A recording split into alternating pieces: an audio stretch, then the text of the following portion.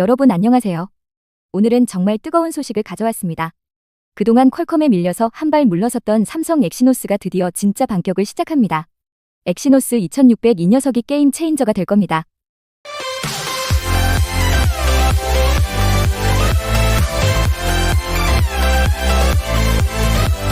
먼저 삼성이 얼마나 힘든 상황이었는지 한번 볼까요?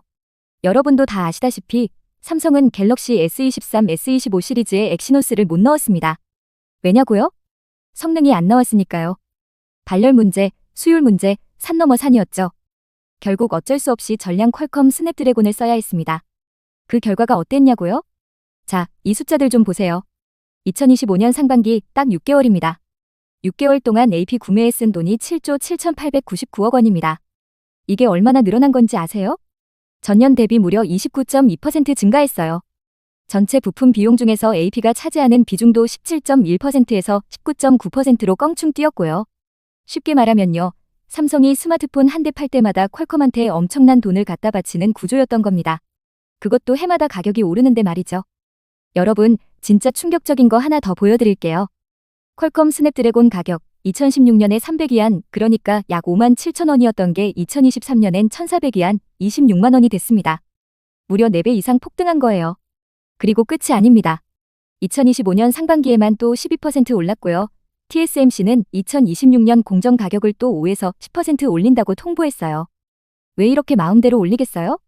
삼성이 선택지가 없으니까요. 퀄컴 입장에선 갑질을 마음껏 부릴 수 있는 거죠.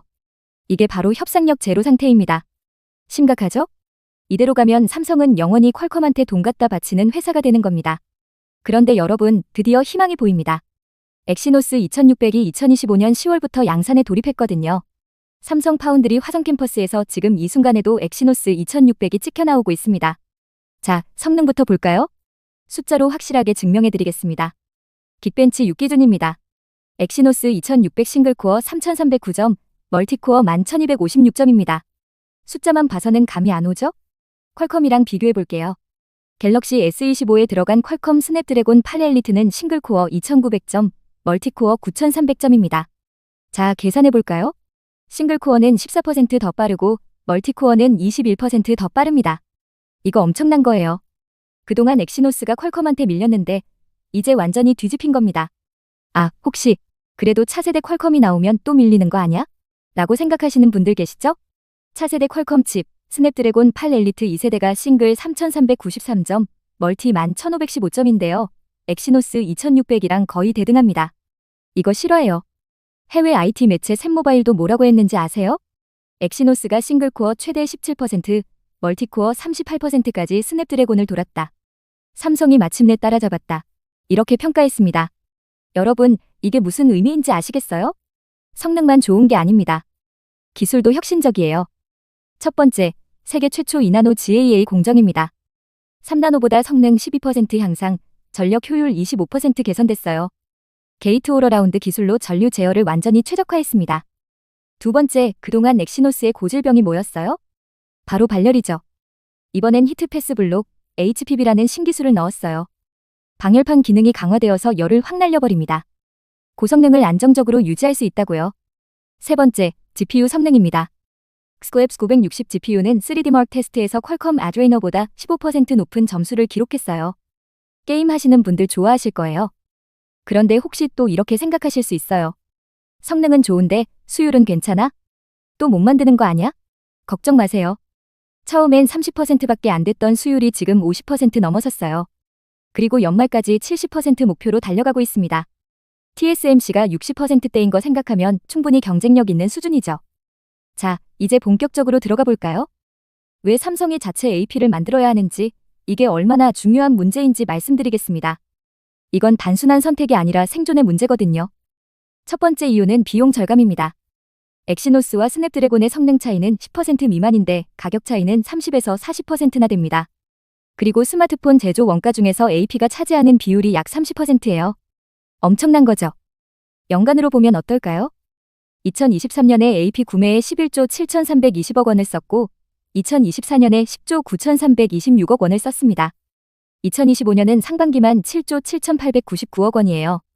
엑시노스를 쓰면 이 비용의 절반 이상을 절감할 수 있습니다. 연간 3조에서 5조 원을 아낄 수 있다는 얘기죠. 그리고 원가 부담이 줄어들면 어떻게 될까요? 소비자 가격을 내릴 수도 있고 아니면 동일 가격에 더 많은 이익을 남길 수도 있어요. 갤럭시 S26 일반 모델이나 플러스 모델의 가격 경쟁력이 확 올라가는 거죠.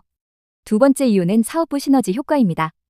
엑시노스 2600이 성공하면 삼성 내부에서 3개 사업부가 모두 살아납니다. 먼저 모바일 경험 사업부는 원가 절감으로 수익성이 개선되고 가격 경쟁력을 확보하게 되죠. 시스템 LSI 사업부는 어떨까요? 그동안 적자에 시달렸는데 AP 설계 능력을 검증받고 적자 탈출의 발판을 마련하게 됩니다. 연구개발 투자도 정당화되고요. 파운드리 사업부는 더 중요합니다. 이나노 공정의 신뢰성을 입증하게 되면서 대형 고객사 수주 가능성이 크게 높아지거든요. TSMC의 대항마로 확실하게 부상하는 거죠. 3마리 토끼를 한 번에 잡는 효과입니다. 세 번째 이유, 이게 가장 중요한데요. 바로 기술 독립과 협상력입니다. 자체 AP가 있으면 먼저 공급망이 안정됩니다. 외부 의존도가 줄어들고 생산 일정을 자체적으로 통제할 수 있어요. 기술 유출 리스크도 사라지고요. 그리고 협상력이 완전히 달라집니다. 퀄컴과 가격 협상을 할 때 안 되면 엑시노스 쓰지 뭐 라는 카드를 쥐고 있는 거예요. 가격 인상 압박에서도 자유로워지죠. 지금처럼 퀄컴이 마음대로 가격 올리는 일은 없어지는 겁니다. 장기적으로는 더 큰 그림도 그릴 수 있어요. AI 칩이나 차량용 반도체 같은 다른 분야로도 확장할 수 있고 독자 생태계를 구축할 수도 있습니다. 미래 경쟁력을 확보하는 거죠. 이제 진짜 재미있는 부분입니다. 엑시노스 2600의 성공이 퀄컴에게 어떤 의미인지 한번 볼까요? 첫 번째, 최대 고객을 잃을 위기에 처합니다. 삼성은 퀄컴의 최대 고객 중 하나거든요. 갤럭시 시리즈를 연간 2억 대 이상 팔고 프리미엄 모델 AP 주문량은 다른 회사들과 자릿수가 다릅니다. 갤럭시 S26에서 일반 모델과 플러스 모델이 엑시노스로 전환되면 어떻게 될까요? 스냅드래곤은 울트라 모델에만 들어가게 됩니다. 물량이 확 줄어드는 거죠. 물량 감소는 곧 직접적인 매출 감소를 의미합니다. 두 번째, 가격 협상력을 상실합니다. 이게 진짜 핵심이에요. 2021년까지는 삼성이 엑시노스 카드를 쥐고 있었죠. 그때는 퀄컴이 가격 협상에 응해야 했습니다. 그런데 2022년부터 2025년까지는 어땠어요? 엑시노스가 없으니까 퀄컴이 마음대로 가격을 올렸습니다. 4년 동안 4배나 올린 거예요. 그런데 2026년 이후에는 어떻게 될까요? 엑시노스 2600이 성공하면 협상력 균형이 다시 회복됩니다. 퀄컴 입장에서는 꿈만 같았던 독점 구조가 무너지는 거죠. 세 번째, 파운드리 수주 경쟁이 재편됩니다. 더 큰 그림을 보면요. 엑시노스 2600으로 삼성 파운드리가 이나노 공정을 검증하게 되면 신뢰가 회복됩니다. 실제로 퀄컴도 다시 삼성 파운드리를 고려하고 있어요. 스냅드래곤 8 엘리트 5세대를 이나노 공정으로 시험 생산하고 있다는 소식도 들리고 있습니다. TSMC가 그동안 독주하던 체제의 균열이 생기는 거죠. TSMC가 마음대로 가격을 올리던 시대가 끝나는 겁니다. 삼성이라는 대안이 생기면서 경쟁 구도가 형성되고 전체 파운드리 시장의 가격도 안정화됩니다. 애플이나 엔비디아 같은 빅테크들도 주목하고 있어요. 삼성이 이나노 GAA 기술을 성공적으로 입증하면 TSMC 의존도를 낮추려는 기업들이 삼성으로 몰려올 수 있습니다. 삼성 파운드리의 고객 다변화 가능성이 열리는 거죠. 네 번째, 시장 점유율의 지각 변동이 일어납니다. 현재 모바일 AP 시장을 보면 미디어텍이 32%, 퀄컴이 31%, 애플이 13%, 삼성이 6%예요. 그런데 엑시노스 2600이 갤럭시 S26 Z 플립 8 등에 대거 탑재되면 삼성 점유율이 10% 이상으로 급등합니다. 그만큼 퀄컴이 잃는 거고요. 더 중요한 건 프리미엄 시장에서의 변화예요. 고가 AP 시장은 애플과 퀄컴이 양분하고 있었는데 여기에 삼성이 다시 뛰어드는 겁니다. 퀄컴으로서는 가장 수익성 좋은 시장에서 점유율을 빼앗기는 거죠. 물론 장밋빛 전망만 있는 건 아닙니다. 넘어야 할 산도 분명히 있어요. 첫 번째는 지속 성능 검증입니다. 벤치마크 점수는 좋은데 실제 사용은 어떨까요? 장시간 게임을 할 때 발열과 스로틀링은 괜찮을까요? 배터리 효율은 실제로 개선됐을까요? 이런 부분들을 검증받아야 합니다. 두 번째는 소비자 신뢰 회복입니다. 엑시노스 2400의 발열 논란을 다들 기억하고 계시잖아요. 또 엑시노스냐? 는 반응을 극복해야 합니다. 실제 사용자 리뷰가 관건이 될 거예요. 세 번째는 수율 70% 달성입니다. 현재 50%에서 목표 70%까지 가야 하는데 TSMC는 이미 60% 이상이거든요. 연말까지 달성할 수 있을지가 중요합니다. 하지만 희망적인 신호들도 많아요. 갤럭시 Z 플립 7에 엑시노스 2500을 탑재했는데도 예약이 전년 대비 25% 증가했습니다. 소비자들이 성능보다는 디자인이나 기능을 더 중시한다는 걸 보여주는 거죠. 부정적 인식이 완화되고 있어요. 삼성 내부의 자신감도 대단합니다. 박용인 시스템 LSI 사업부장은 차근차근 잘 준비하고 있고 좋은 결과가 있을 것 이라고 했고요. 최원준 MX 개발실장도 평가가 계획대로 진행 중이라고 밝혔습니다. 간담회에서 임원들이 확신에 찬 발언을 계속하고 있어요. 투자도 지속되고 있습니다. 이나노 2세대, 3세대 공정 개발이 진행 중이고 SFEP 플러스 공정을 2년 내에 구현한다는 계획도 있어요. 장기 로드맵이 확보된 거죠. 2026년에는 어떻게 될까요? 갤럭시 S26 시리즈 라인업을 예상해보면 S26과 S26 플러스는 전 세계의 엑시노스 2600을 탑재할 가능성이 높습니다. S26 울트라만 스냅드래곤 8 엘리트 2세대를 쓰고요. 삼성이 얻는 게 뭘까요? 연간 3조에서 5조 원의 원가 절감, 시스템 LSI 매출 증가, 파운드리 신뢰 회복, 퀄컴과의 협상력 회복입니다. 반대로 퀄컴이 잃는 건 뭘까요? 삼성 물량의 50에서 70% 감소, 가격 인상 불가, 독점적 지위 상실, 장기적 매출 타격입니다.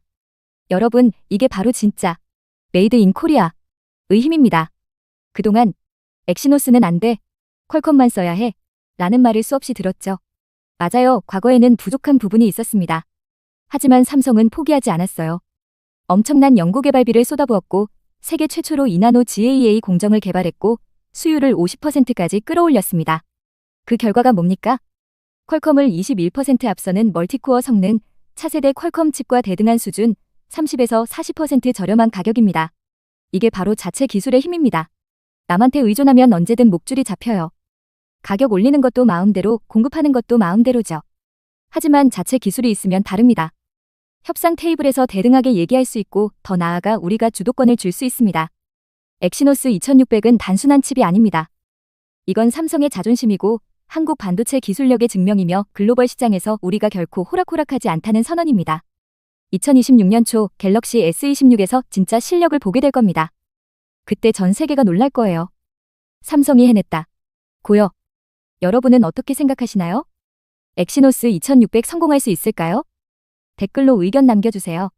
그리고 이 영상이 유익했다면 좋아요와 구독 부탁드립니다. 한국 기술의 반격 함께 지켜봅시다. 다음 영상에서 만나요. 화이팅!